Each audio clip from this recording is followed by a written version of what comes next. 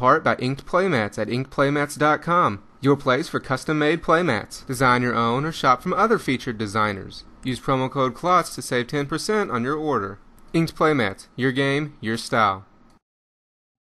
To do on their website, and come join us for a fun, friendly F&M environment.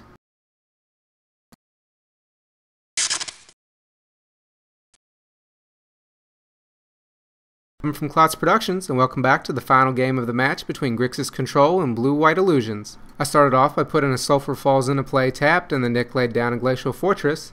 I played another Falls, and then Nick played a Ponder. He rearranged the cards and then laid down a Seachrome Coast and used it to cast a Phantasmal Bear. I was going to miss my third land drop, so I decided to go ahead and tap out to use a Think Twice and draw another card, and found yet another Sulfur Falls. Nick took me to 18 with his bear, and then I laid down an island. He took me to 16 with the bear, and then post-combat played another Ponder. He chose to leave the cards on the top, and then at the end of his turn I flashed back my Think Twice. I then played a Blackcleave Cliffs, and then went down to 14 from the bear. Then post-combat Nick resolved a Geist of St. Traft. On my next turn I played a Slagstorm, however before it resolved Nick played a Vapor Snag to bounce his Geist back to his hand and went down to 19.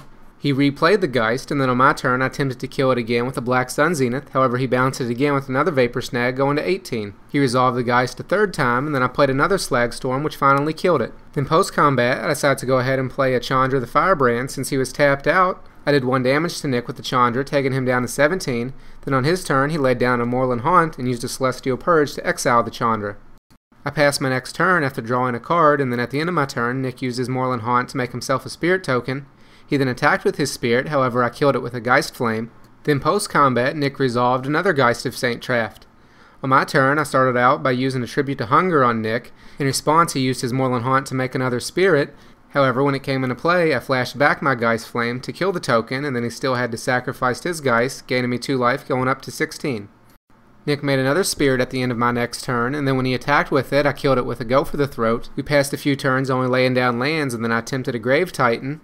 Nick tried to counter it with a Mana Leak, however I countered his Mana Leak with a Negate. Nick then copied my Titan with a Phantasmal Image, and then removed it with an Oblivion Ring. Then on my turn, I laid down a Ghost Quarter and used another Go for the Throat to force Nick to sacrifice the image.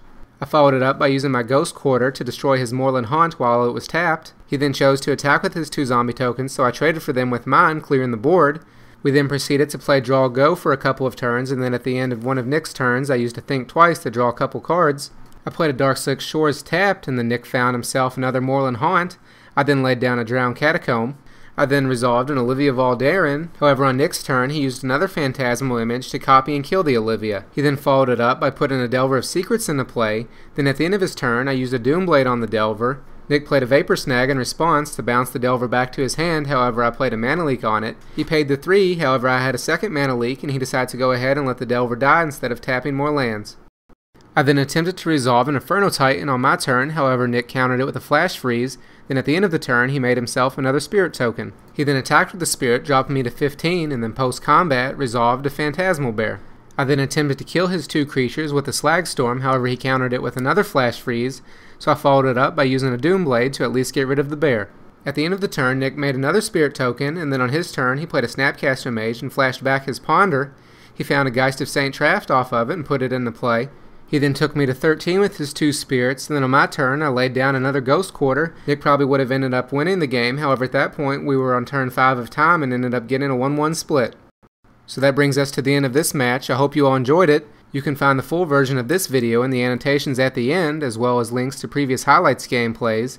And as always, if you like this or any other video, be sure to give it a thumbs up and add it to your favorites, then subscribe to be notified when more videos are online.